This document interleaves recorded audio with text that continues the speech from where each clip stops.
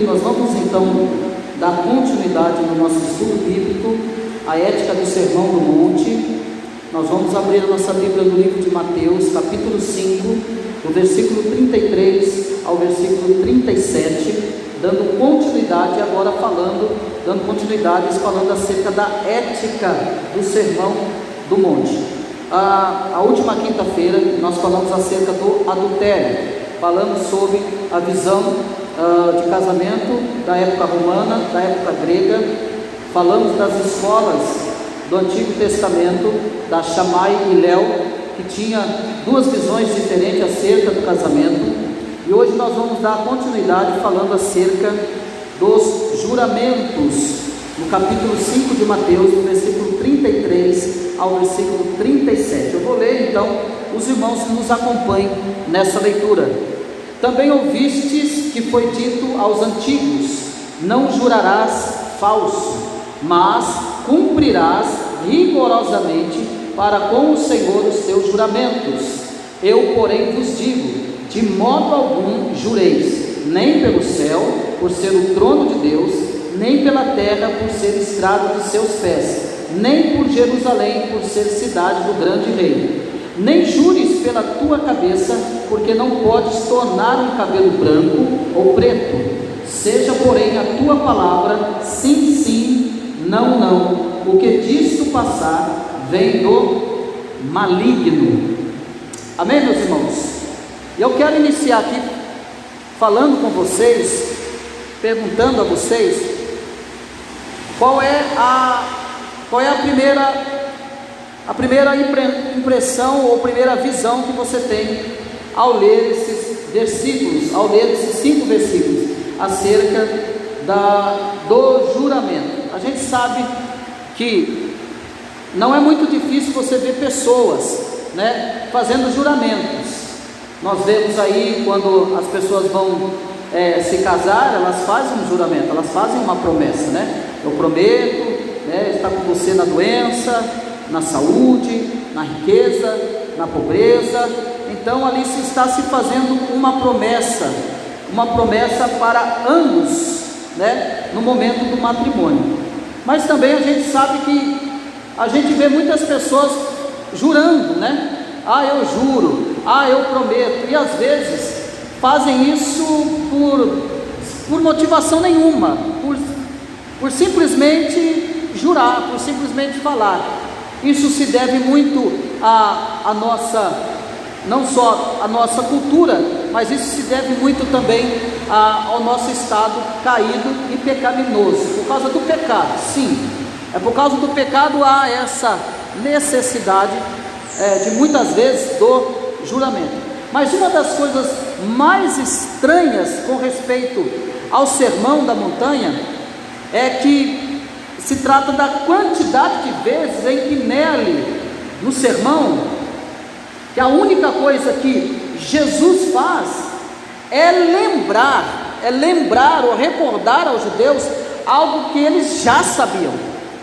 Então o que Jesus está escrevendo aqui na ética do sermão, é interessante a gente perceber isso, porque Jesus está falando exatamente de coisas, de fundamentos que os judeus sabiam muito bem.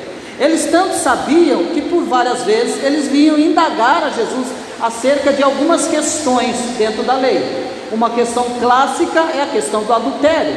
Eles vêm perguntar para Jesus: Senhor, Moisés deu a carta de divórcio, Senhor, é aquela famosa perguntinha de quem já sabe a resposta, Então os judeus eles já sabiam, e Jesus nessa feita ele está falando de algo que os judeus já sabiam.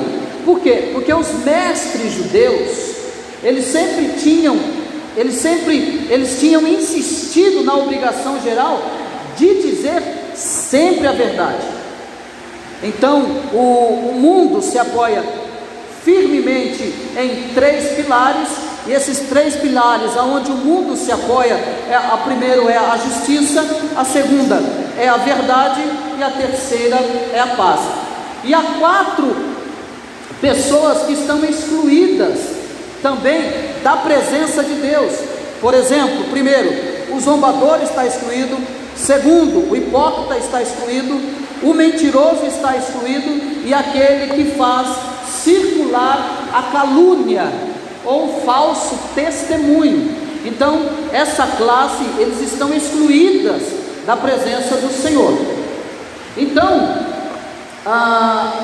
quem deu a sua palavra e depois muda a sua palavra, ele é tão mau como qualquer outro idólatra, aquele que deu a sua palavra e depois muda. Ele não é diferente da pessoa má, ele não é diferente da pessoa que tem pensamentos maus, ele não é diferente daquela pessoa que tem atitudes más. Pelo contrário, ele está igualado com esta pessoa má, ou como qualquer outro que pratica e vive a idolatria. Então, a escola de Shammai, que nós falamos na última vez, mas por sua vez, ela era tão escrupulosa com respeito a este assunto de dizer a verdade, de ser verdadeiro, que eles até proibiam as repetições das pequenas cortesias de um trato social. Ou seja, como por exemplo, repetir por várias vezes, e você vai ver isso num casamento, alguém dizer assim, ficar repetindo, falando acerca da beleza de uma noiva. No pensamento da escola de Shammai, e isso ficou lá no primeiro século, eles eram tão escrupulosos com respeito a esse assunto de ficar repetindo a verdade, que dizer, ou ter um trato social, ou falar repetidas vezes, louvar a beleza de uma noiva, era uma coisa que, embora fosse uma realidade muito agradável, uma experiência agradável desse momento de ver a noiva, para eles isso era uma coisa, não era visto com bons olhos, né? Não era visto com bons olhos. Mas os judeus eram ainda mais estritos naqueles casos em que a verdade da palavra tinha sido garantida mediante a um juramento. Ou seja, o Novo Testamento ele estabelece esse princípio em repetidas oportunidades. Por exemplo, o mandamento diz: não tomarás o nome do Senhor teu Deus em vão, porque o Senhor não terá por inocente o que tomar o seu nome em vão. Está lá relatado em Êxodo, capítulo 20, o versículo 7. Agora, os judeus eles eram ainda mais restritos por causa desse mandamento.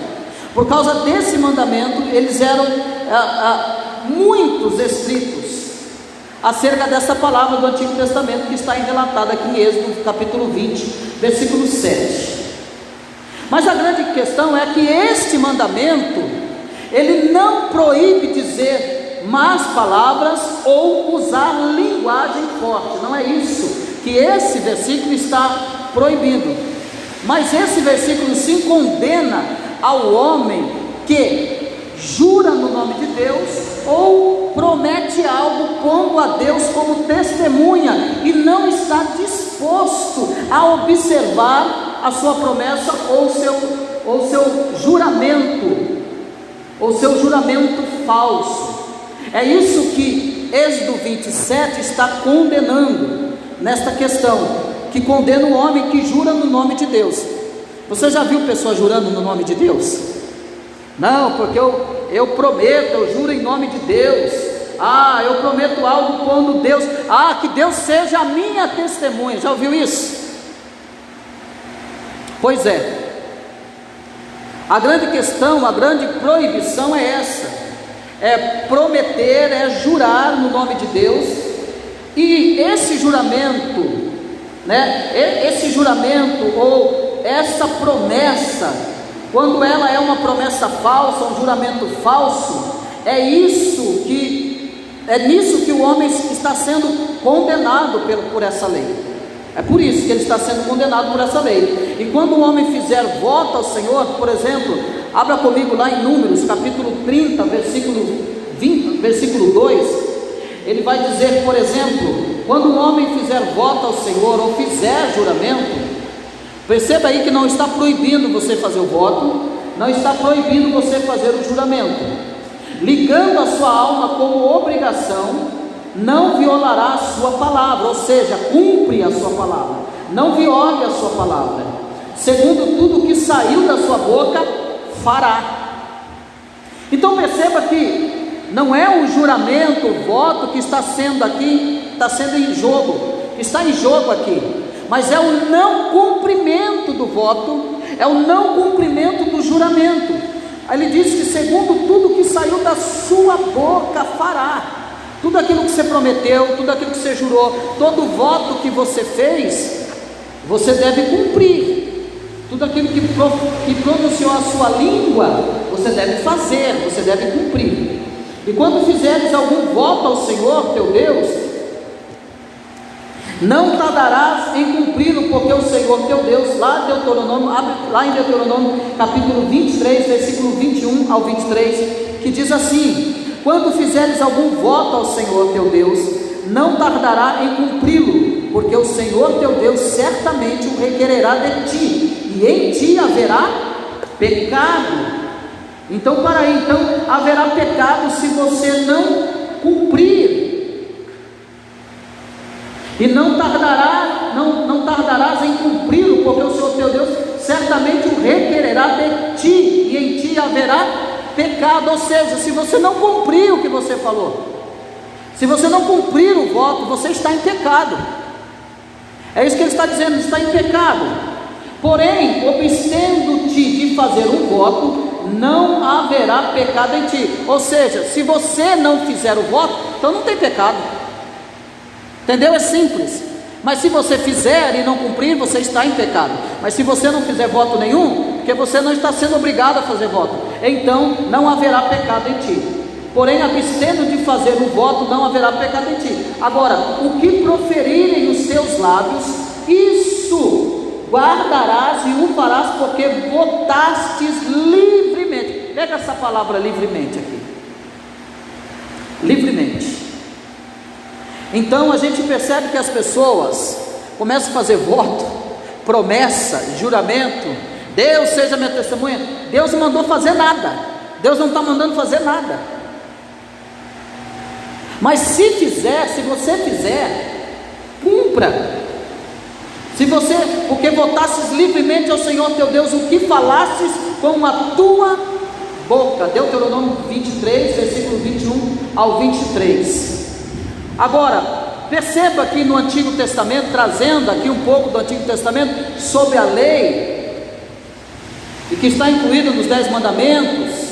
Então, o que está nos mostrando aqui, que o voto, o juramento, não é uma coisa obrigatória, não é uma ordenança, é algo livre, que se praticava no Antigo Testamento.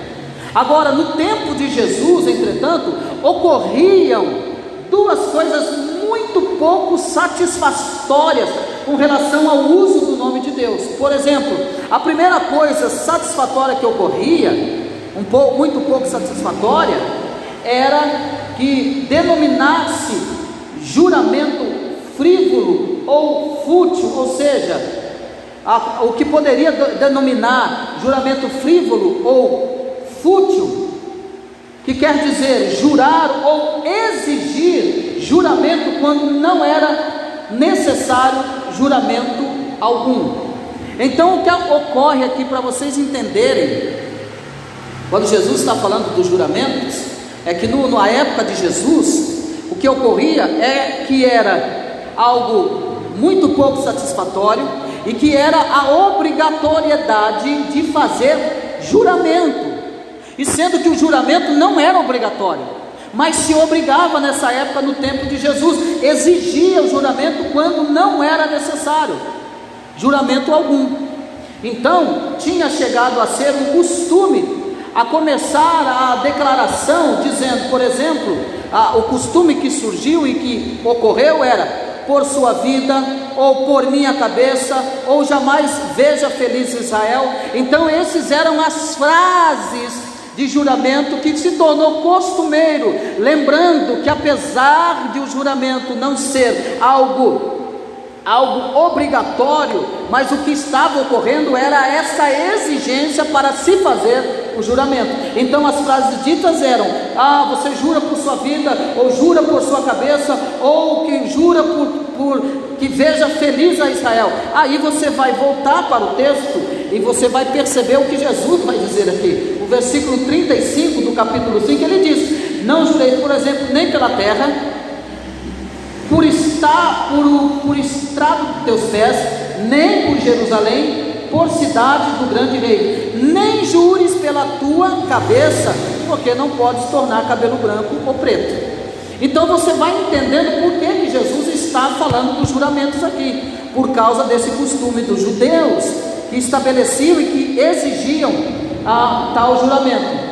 Agora, por exemplo, os rabinos, eles tinham estabelecido que usar de qualquer classe de juramento em declarações corriqueiras, tais como esta árvore é uma oliveira, não somente era incorreto, mas sim devia considerar-se pecaminoso. Porque diziam: se de um homem justo sempre é, e o não é, se é ou não é, ainda que em nossos dias o instrutivo, o ensino daqueles antigos mestres, com muita frequência nós escutamos então muitas pessoas usarem linguagens mais sagradas em situações insignificantes. Aqui a gente percebe que para alguns era um absurdo usar o nome de Deus de qualquer maneira, para outros se exigiam fazer promessas, e promessas exigiam-se fazer votos, e que isso não era uma exigência, tanto no Antigo Testamento como no Novo Testamento. Mas a grande verdade é que com frequência nós escutamos as pessoas usarem esses tipos de linguagem mais sagradas em situações insignificantes, né? Com qualquer coisinha estão falando: eu juro por Deus. Você já percebeu que a pessoa fala assim automaticamente, sem razão nenhuma? Eu juro por Deus. Eu juro por Deus. É tanto juramento que ele faz que ele se esquece de tudo que ele jurou, né? Porque se torna algo são promessas, juramentos insignificantes, e são promessas frequentes por qualquer coisas insignificantes. Então os nomes sagrados, eles deveriam reservar-se para as coisas sagradas. Mas no entanto a gente vê e acompanha aí as pessoas usando o nome de Deus em vão. O outro costume dos judeus no tempo de Jesus pode considerar-se muito mais grave. Por quê? Porque consistia no que poderia denominar-se juramento evasivo. Ou seja, os judeus, eles dividiam o juramento em duas classes. Por exemplo, aqueles que obrigavam de maneira absoluta e os que só faziam de maneira relativa. Ou seja, qualquer juramento que contivera o nome de Deus obrigava de maneira absoluta os juramentos em que se evitava o nome de Deus, e o nome de Deus não criava uma obrigação absoluta. Agora, o resultado era que se alguém jurava pelo nome de Deus, podia esperar-se dele que estivesse dizendo uma verdade. Mas na concepção então dos judeus, então o resultado, se alguém jurava por esse nome, ele poderia esperar que ele estivesse dizendo a verdade, esse juramento, falando a verdade, ou que cumprisse a sua promessa. Mas se ele jurasse, por exemplo, pela terra, se ele jurasse pelo céu, ou por Jerusalém, ou por sua própria cabeça, se sentia na liberdade de romper o seu juramento. Ele tinha total liberdade de romper o seu juramento. Mas como resultado, construiu-se então uma verdadeira arte de jurar, ou seja, evitando o nome de Deus. Então, se você jurar, não jurando pelo nome de Deus, então isso se tornou costumeiro, uma cultura. Não, a gente não está. Agora, se jurasse pelo nome de Deus, ele teria que cumprir, ele era obrigado a cumprir absolutamente os seus juramentos. Ele tinha que cumprir a risca.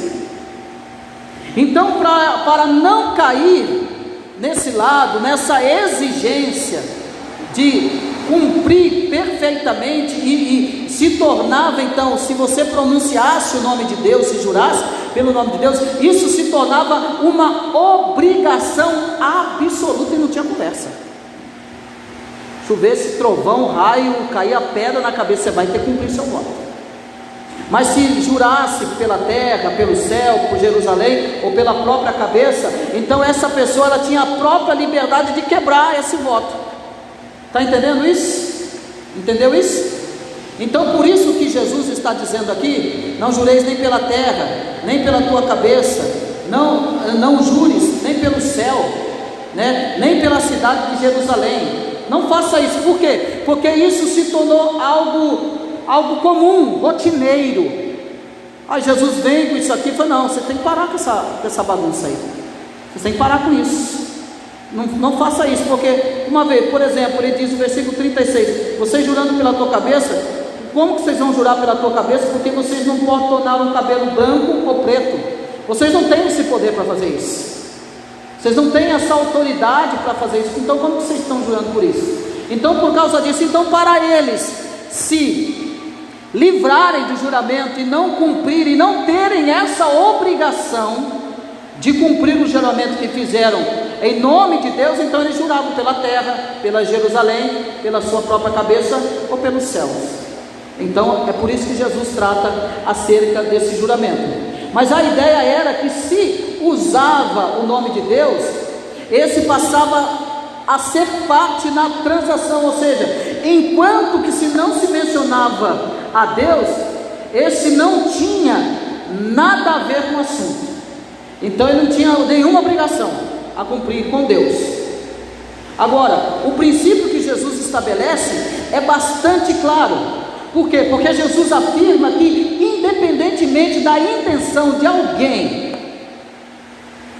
pudesse ter de tomar o nome de tomar a Deus em parte de seus negócios, era absolutamente impossível mantê-lo fora deles. Era impossível fazer votos querendo tirar Deus para fora do assunto. Era impossível você fazer promessas querer tirar Deus fora do assunto. Isso era impossível. Deus está presente em todas as transações, porque Deus está presente em toda a conduta da nossa vida, e é isso que Jesus está querendo mostrar para eles aqui, que é impossível tirar Deus de cena. Ou seja, o céu é o trono de Deus, e a terra é a sua banqueta, é o estrado dos teus pés. Jerusalém é a cidade de Deus. Então, nossas próprias cabeças, em realidade, não nos pertencem também, porque nós não podemos tornar um só de nossos cabelos, como Jesus disse, branco ou preto. Também a nossa vida pertence a Deus, e não há nada nesse mundo que não seja de Deus. E por isso que Jesus, ele diz que menciona-se ou não o nome de Deus. A grande questão é que ele está presente de qualquer maneira, e esta é uma grande verdade. A vida ela não pode ser dividida em compartimentos, em alguns dos quais Deus está presente e outros Deus não está, porque é exatamente essa ideia do judeu. Vamos jurar aqui a Deus, essas outras coisas a gente jura pela nossa cabeça, pelo céu, pela terra. Assim nós não teremos esse compromisso com Deus. Não, a verdade é que essa grande verdade eterna é que a vida ela não está dividida em compartimentos, em alguns a quais Deus está presente e a quais Deus não está presente. Não se pode usar um tipo de linguagem na igreja e outro tipo de linguagem, por exemplo, no meu trabalho, na minha escola, no meio dos meus familiares. Não pode haver algumas normas que orientam a conduta na igreja e outras normas diferentes que estabeleçam o que é bom ou mal fora da igreja, porque nós vamos tirar Deus, nisso Deus não vai ver, nisso nós vamos fazer porque Deus não vai estar presente. A ideia do juramento era exatamente isso. O fato é que não se pode convidar a Deus a participar de alguns dos âmbitos das nossas vidas e deixá-lo de fora de outras coisas das nossas vidas. A grande ideia de muitas pessoas que acham que Deus só está em momentos, ou por exemplo no momento que nós estamos fazendo um culto, no momento que nós estamos cultuando. Algumas pessoas têm ideia que Deus só está presente no momento que eu estou orando, ou no momento que eu estou cantando. Não, Deus está presente. O que Jesus quer colocar na mente dos judeus aqui, é que Deus está presente em todas as circunstâncias da vida deles. Essa é a grande verdade. Deus não só escuta as nossas palavras pronunciadas nas nossas situações da nossa vida, Ele não só escuta as nossas palavras pronunciadas em seu nome, mas Ele também escuta todas as palavras. Ele não só escuta as palavras de promessa, mas Ele escuta todas as palavras que proferem da nossa boca, desde o momento que nós acordamos. O que Jesus está querendo dizer é que vocês devem parar com essa hipocrisia de achar que Deus está escutando só aquilo que vocês estão prometendo. Não, Deus está ouvindo tudo o que vocês falam e tudo o que vocês dizem. Não se pode inventar uma fórmula, por exemplo, verbal, que evite a presença de Deus em nossa vida. Não há palavras que Deus não escute. Não há palavras, não tem como inventar ou criar uma palavra, uma fórmula verbal que tire a presença de Deus em nossa vida no momento que dizemos algumas coisas. Porque os judeus tinham ideia que jurando pelo céu, pela terra ou por Jerusalém, Deus não estava ouvindo. Eles não estariam fazendo um compromisso com Deus. Então eles poderiam quebrar o seu pacto, a sua promessa, eles poderiam quebrar o seu juramento. Essa é a ideia. Se nós lembrarmos que todas as nossas promessas e votos são feitas na presença de Deus, então nós devemos reconhecer que, como nossa obrigação, deve ser sempre sermos fiéis à verdade, porque toda promessa é sagrada. Toda promessa é sagrada. E aí Jesus vai dizer então essa questão de não jurar pela cabeça, porque não pode tornar o cabelo da vossa cabeça branco ou preto. E aí no versículo 37, olha comigo o que ele vai dizer: seja porém a tua palavra. Primeiro ele diz, ouvistes o que foi dito aos antigos? Presta atenção aqui, que ele está trazendo e está se arremetendo ao Antigo Testamento. Não jurará falso, mas cumprirás rigorosamente. E aqui nós lemos lá em Êxodo, nós lemos no Antigo Testamento o que diz a respeito disso, do juramento. Jesus dizendo: eu porém vos digo, de modo algum jurareis, nem pelo céu, e aí por diante. Mas no versículo 37 ele vai dizer: seja porém a tua palavra sim, sim, não, não. O que disso passar vem do maligno. Então aqui nós podemos entender, com base naquilo que nós falamos acerca do que Jesus está falando no Sermão do Monte, quando Cristo diz nem pelo céu, quando ele diz nem pela terra, nem por Jerusalém, nem jurará pela tua cabeça, ele não está falando de juramentos que eram lícitos no Antigo Testamento, mas que agora na nova dispensação, ele estava proibindo, como eu já falei, proibindo a questão de prometer, de jurar e de não cumprir, de não realizar ou de não fazer aquilo que prometeu.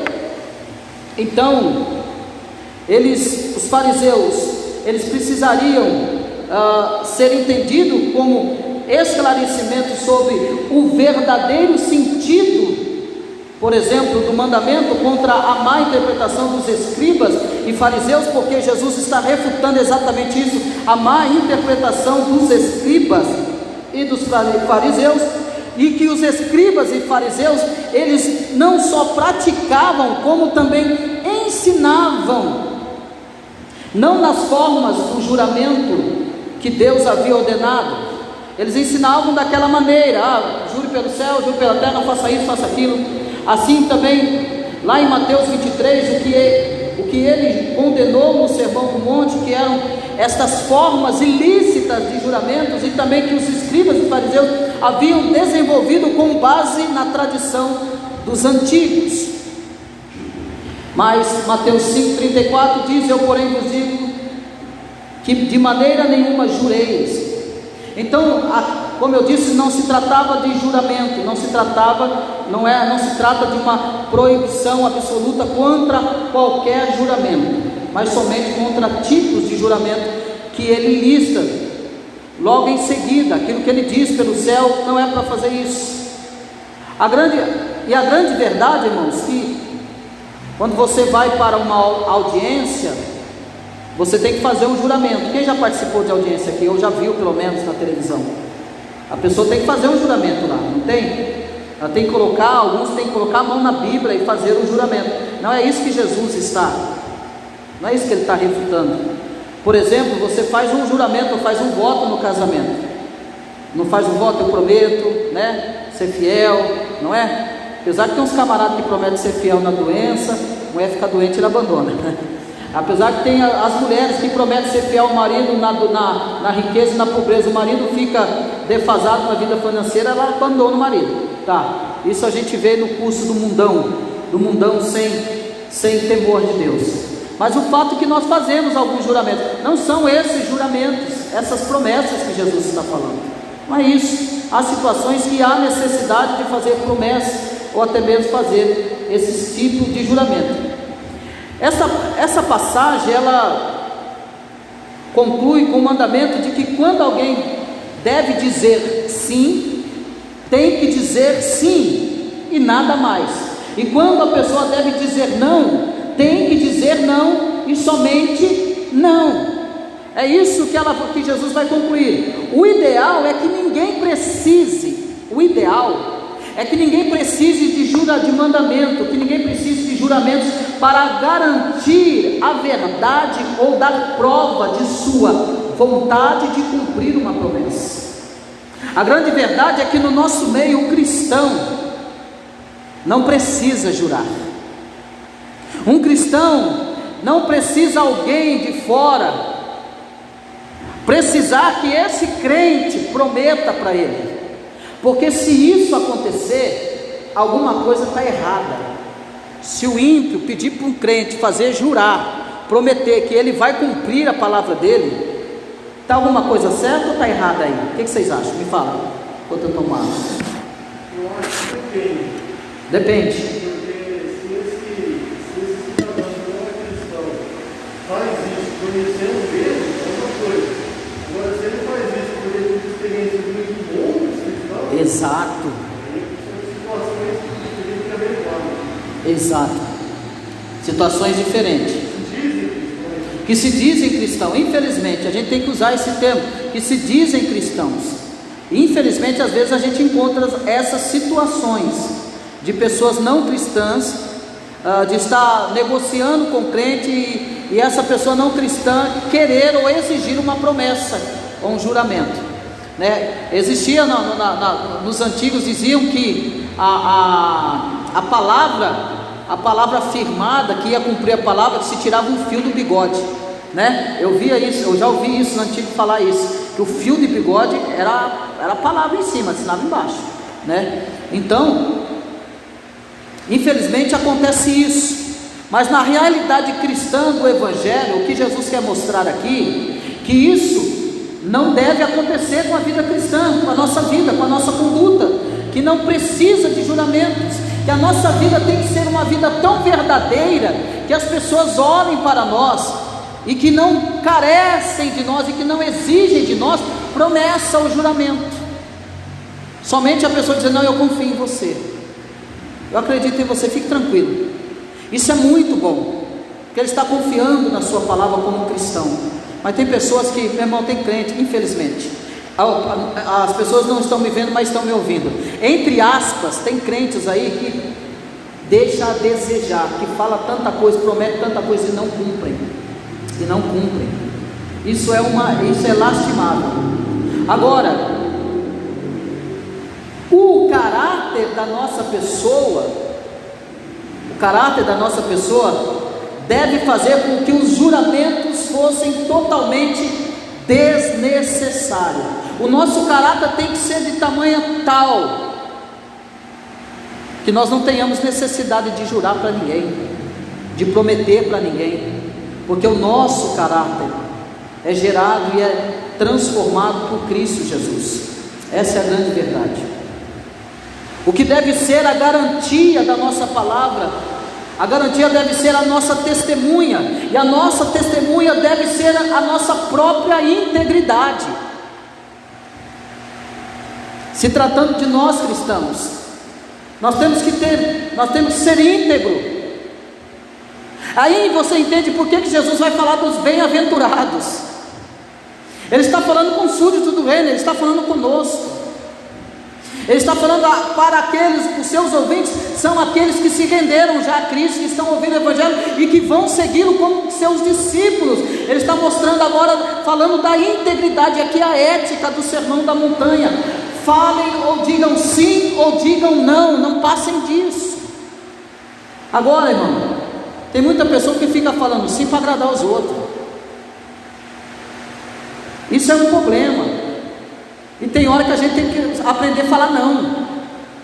E tem muita pessoa que se estragou, e filhos que se estragaram porque nunca ouviram não, só ouviram sim. E nunca foram falar da verdade para ele. Por que eu não posso? Por causa disso. Então, a garantia do cristão deve ser a nossa própria integridade. Sócrates, o grande orador e mestre grego, ele disse uma frase, ele disse assim: deveríamos viver de tal maneira que nossas ações inspirassem mais confiança em nós que qualquer juramento. É você ter a plena convicção de que você está falando, você vai cumprir, que você é cumpridor das suas palavras, que você é cumpridor da sua promessa. Se você prometeu, faça. Se você fez o voto, cumpra. Também Clemente de Alexandria, ele sustentava que os cristãos deveriam viver de tal modo e ser de tal caráter que ninguém jamais sonhasse sequer em pedir-lhes um juramento. Clemente de Alexandria. Então isso é um fato. O que Jesus vem apresentar é exatamente isso. Vocês têm que andar de uma certa maneira que as pessoas nem sonhem de pedir a vocês juramento, que elas olhem para vocês, olhem para a vida de vocês, para o caráter de vocês, para a integridade de vocês, e eles não peçam juramento, eles fazem negócio com vocês, e eles vão confiar na palavra de vocês. Eles vão confiar na palavra de vocês.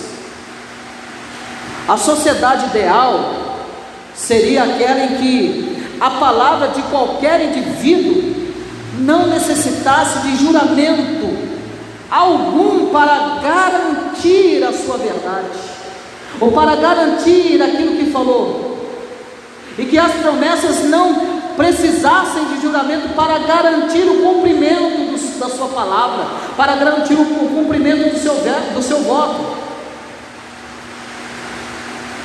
Agora, o que está ocorrendo aqui, que Jesus proíbe essas palavras, que os cristãos jurem em situações tais como quando vai dar um testemunho em um processo legal. Não é esta proibição que Jesus está falando quando eu disse aqui, ou vai dar um testemunho em um processo legal, ou num juramento à bandeira. Não é isso que Jesus proíbe aqui. Mas tem havido dois grupos que se negaram categoricamente a toda forma de juramento. Esses dois grupos, o primeiro foram os essênios, que foi uma antiga seita judia, e Flávio Joséfo escreve a respeito a eles. Ele diz assim: são eminentes por sua fidelidade, são ministros da paz. Algo que digam é tão firme como um juramento, evitam todo juramento e o têm em mais baixa estima ainda que o perjúrio. Por quê? Porque os essênios afirmam que quem não não pode ser de confiança, não, se não jurarem, já estão condenados. Se você não pode ser de confiança, então você já está condenado. Se você não tem palavra, não cumpre o seu voto, então você já está condenado. E também estão ainda em nossos dias, por exemplo, os quakers. Quem são os quakers? Os quakers se negam rotundamente, qualquer que seja a situação em que se encontrem, a pronunciar promessas ou juramentos. O George Fox, um dos fundadores dessa seita, os quakers, o máximo que chegava era aceitar o uso da palavra verdadeiramente. Era a única palavra que ele usava para fazer alguma promessa. Então ele só usava a palavra verdadeiramente. Ele escreveu: nunca enganei, esse George Fox, dessa seita dos quakers, ele diz assim: nunca enganei a ninguém, durante toda aquela época a que passou ocupado em negócios. Em todas as minhas transações importantes, usava a palavra verdadeiramente. E muitos diziam, quando George Fox diz, verdadeiramente, não há maneira de que mude. Na antiguidade, os essênios não tinham pronunciado nenhum juramento, e até os nossos dias, os tais estão na mesma postura. Como esse George Fox, ele não fazia promessa, ele não jurava, ele não fazia isso, mas a palavra que ele usava, o termo verdadeiramente. E para os seus seguidores, eles diziam que quando ele falava isso, não havia maneira nenhuma de George Fox mudar a sua palavra. Quando ele usava o termo verdadeiramente, os seus seguidores diziam: ele de fato vai cumprir o que ele falou. Mas ele não usava os termos juro pelo céu, juro por Deus, juro pela terra. Também a postura dos essênios também, e que perdura. Então nós tem essas razões ao assumir essas atitudes de não jurar. E houve outras ocasiões na quais o apóstolo Paulo, por exemplo, ele jurou. Quando ele afirma lá em 2 Coríntios, o capítulo 1, versículo 23, o apóstolo Paulo, ele faz um juramento. Ele diz assim: eu, porém, por minha vida, tomo a Deus por testemunha de que para vos poupar, não tornei ainda a Corinto. Ora, acerca do que vos escrevo, diz a epístola aos Gálatas: eis que diante de Deus testifico que não minto. Gálatas 1, 20. Nesses casos, o apóstolo Paulo se está colocando sob juramento. Ele está se colocando sob juramento, ou seja, o próprio Jesus não protestou quando o sumo sacerdote o pôs sob juramento. Ou seja, diz lá em Mateus capítulo 26, o versículo 63, diz assim: conjuro-te pelo Deus vivo, ponho-te sob juramento em nome de Deus, que nos diga se és o Cristo, o Filho de Deus. Agora, qual é então a intenção aqui? Nós devemos voltar aqui para o último versículo que Jesus está dizendo aqui. Ele diz: seja porém a tua palavra sim, sim, não, não. O que disso passar vem do maligno. Então nós voltamos nesse último versículo, e o que significam essas palavras? Somente podem significar aqui, por exemplo, duas coisas. A primeira coisa que deve significar essa palavra: se for necessário pedir a alguém que jure, a necessidade surge do mal que se aninha no coração do homem. Ou seja, se não houvesse mal no homem, os juramentos seriam desnecessários. Ou seja, em outras palavras, o fato de que seja necessário às vezes tomar juramento é uma demonstração, e é isso que Jesus quer mostrar aqui, é uma demonstração de persistência do mal na natureza humana, quando ele diz assim: o que passar disso vem do maligno. É uma persistência. O segundo ponto pode significar aqui o fato de que às vezes seja necessário pôr as pessoas sobre juramento. Obedece a que o mundo em que vivemos é mau. Então, aquilo que o Diego disse aqui, por exemplo, a pessoa do mundo vive no curso do mundo. Essa pessoa, pela conduta do mundo, o mundo que engana, o mundo que ilude, ela tem a necessidade, pelo curso do mundo que vive, de exigir o juramento de alguém.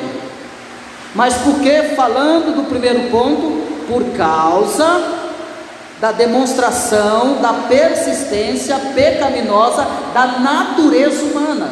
Então Jesus diz: seja porém a tua palavra sim, sim, não, não, porque o que passar disso vem do maligno. Ou seja, em um mundo perfeito, no reino de Deus, jamais será necessário prestarmos juramento de qualquer espécie.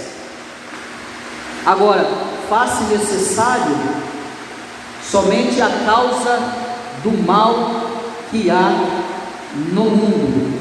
Então é por isso que se faz necessário. Então é por isso que você vê as pessoas pedindo juramento. É por isso que você vê as pessoas exigindo que faça promessa, a jure. Uma por causa do curso do mundo que vivemos, outra por causa do estado decaído do homem, na sua depravação, no seu estado pecaminoso.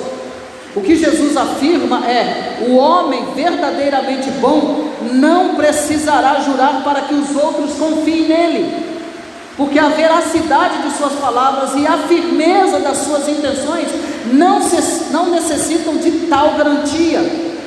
Mas o fato de que ainda seja necessário às vezes tomar o juramento das pessoas se deve ao fato de que os homens não são bons e este mundo tampouco é. E aí, quando você se depara, entre aspas, cristãos, que você precisa que ele prometa, que ele jure, aí fica difícil, né? Pessoas que falam que vai fazer, não, eu prometo que eu vou fazer isso, eu prometo que eu vou fazer aquilo. Isso é muito triste, isso é muito triste. Então a afirmação de Jesus aqui, para nós concluirmos, ela nos obriga de duas maneiras. Primeiro, a primeira maneira é que Jesus nos obriga a viver de tal maneira que, vendo nossa transparente bondade, ninguém creia que seja necessário exigir de nós, exigir de nós que juremos para poder confirmar em nossa palavra, e que nos põe na obrigação de fazer tudo que esteja ao nosso alcance para que o mundo seja um lugar tal que não haja capacidade nela para a falsidade e a infidelidade.